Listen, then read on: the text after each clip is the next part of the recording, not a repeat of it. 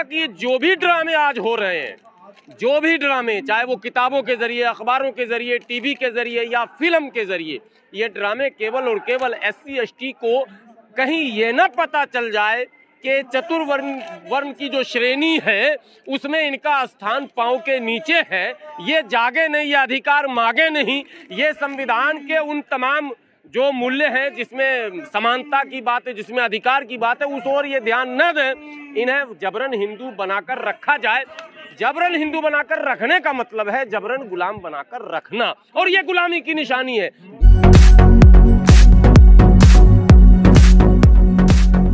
देखिए, बहुत ही दुर्भाग्यपूर्ण घटना है।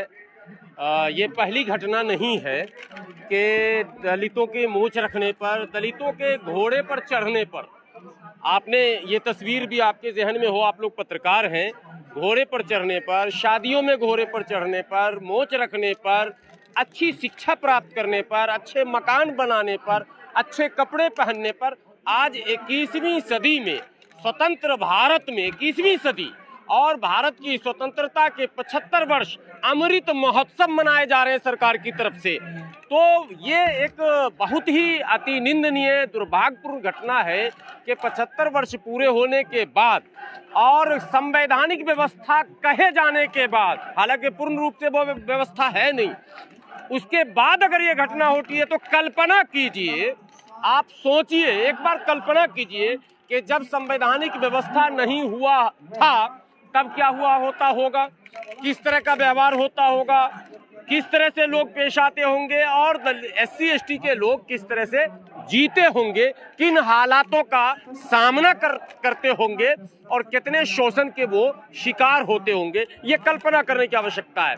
आज तरह तरह की बातें बाजार में हैं, फिल्मों के जरिए बताया जा रहा है कि फलाने फला पर अत्याचार किया, फलाने फला पर अत्याचार है, लेकिन इतिहास जब वो आप कुरेदेंगे तो आपको पता चलेगा कि ये जो भी ड्रामे आज हो रहे हैं, जो भी ड्रामे, चाहे वो किताबों के जरिए, अखबारों के जरिए, टीवी के जरिए या फिल्म के जरिए, ये ड्रामे केवल और केवल SC ST को कहीं ये ना पता चल जाए कि चतुर्वर्ण की जो श्रेणी है उसमें इनका स्थान पांव के नीचे है। ये जागे नहीं, ये अधिकार मांगे नहीं, ये संविधान के उन तमाम जो मूल्य हैं जिसमें समानता की बात है, जिसमें अधिकार की बात है, उस ओर ये ध्यान न दें। इन्हें जबरन हिंदू बनाकर रखा जाए। जबरन हिंदू बनाकर रखने का मतलब है जबरन गुलाम बनाकर रखना, और ये गुलामी की निशानी है। गुलाम मोच नहीं रख सकता मालिक के सामने, मोच घुमा भी नहीं सकता मालिक के सामने, ये गुलामी की निशानी है। घोड़े पर नहीं चढ़ सकता, वो तो मालिक का अधिकार है। अच्छी गाड़ी पर नहीं चढ़ सकता, मर्सिडीज पर, ओडी पर नहीं घूम सकता, इसलिए कि वो तो मालिक का अधिकार है। ये गुलामी का प्रतीक अगर अमृत महोत्सव आज़ादी के मनाए जा रहे हो और इस तरह का माहौल हो, चाहे वो राजस्थान में हो, चाहे गुजरात में हो, चाहे मध्य प्रदेश में हो, चाहे उत्तर प्रदेश में हो, पूरे भारत के किसी भी कोने में हो, केवल विरोध नहीं, डटकर विरोध, जमकर विरोध, खुलकर विरोध होना चाहिए। लेकिन मोदी जी ने कहा था 2016 में कि मेरे दलित भाइयों को शूट मत करो, चाहे मुझे शूट कर लो। उन्होंने में कांड हुआ था, तब दलितों को गाड़ी से बांधकर मारा गया था, पीटा गया था, उसके बाद में नहीं सुधरी व्यवस्था। देखिए, प्रधानमंत्री जी हमारे देश के एक विचित्र नेता हैं। दुनिया में ढूंढने पर इनका जोड़ी नहीं मिल सकता है। इनके भाषणों में अच्छे अच्छे लोग आते हैं, हम जैसे लोग भी आते हैं, बहुत अच्छे वक्ता हैं, शब्दों का चयन करते हैं। इन्होंने दलितों पर जब अत्याचार बढ़े थे, आपको याद होगा, एक दौर चला था, लगातार कंटिन्यू हमले हो रहे थे, शब्बीरपुर भी उसी इसमें आ गया था।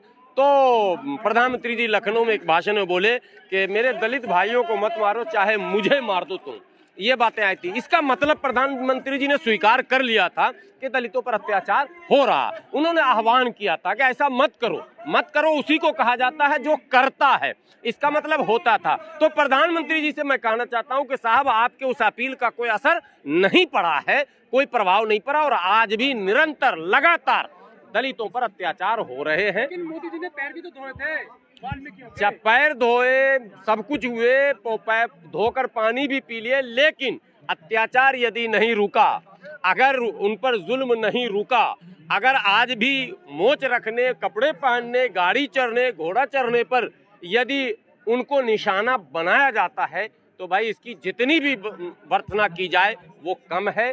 और देश के सभी SC ST नेताओं से ओबीसी के नेताओं से, माइनॉरिटी के नेताओं से अपील करता हूं, चुनाव लड़ते रहना, चुनाव में भाग लेते रहना, विधायक सांसद बनते रहना, लेकिन पहले समाज को बचा लो, संविधान को बचा लो। चुनाव लड़ने के लिए बहुत समय लड़ लेना, विधायक बन लेना, लेकिन समाज पर जो संकट है, संविधान पर जो संकट है, भारत पर जो संकट है, पहले इसको बचाने के लिए सब गोलबंद हो जाओ, तब तो बात समझ में आएगी। नहीं तो मोदी जी की अपील पर हमारे नेताओं में फूट होगा, कोई रामदास अठावले हो जाएंगे और कोई रामचंद्र पासवान हो जाएंगे, वो पशुपति कुमार पारस हो जाएंगे और इसी तरह से कोई उदित राज हो जाएंगे बाद में, तो ये संकट खत्म नहीं होगा। लड़ाई तो लड़ाई है, संघर्ष तो संघर्ष है। संघर्ष में राजनीति नहीं होनी चाहिए और संघर्ष में प्रतिस्पर्धा भी नहीं होना चाहिए कि हमने क्या, किसी ने क्या, समाज के लिए किया।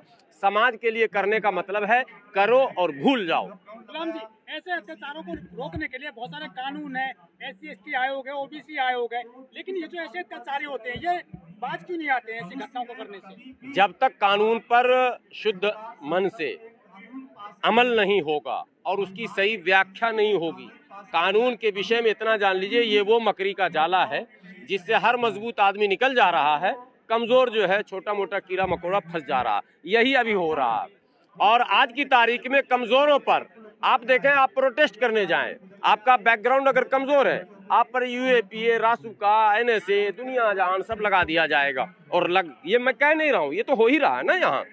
और आप मजबूत हैं तो आपको याद होगा कि वो करनी सेना मोच घुमा घुमा कर और भाषण दे रही है, ऐसा हजारों की भीड़ है।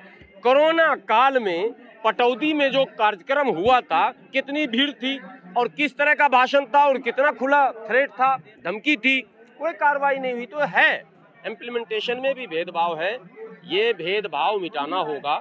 और इसके लिए देखिए, आप उम्मीद करेंगे बिल्ली को दूध की रखवाली आप सौंपेंगे, भैया दूध नहीं बचेगा। आपको स्वयं अपने दूध की रखवाली करनी होगी, आपको आगे आना होगा।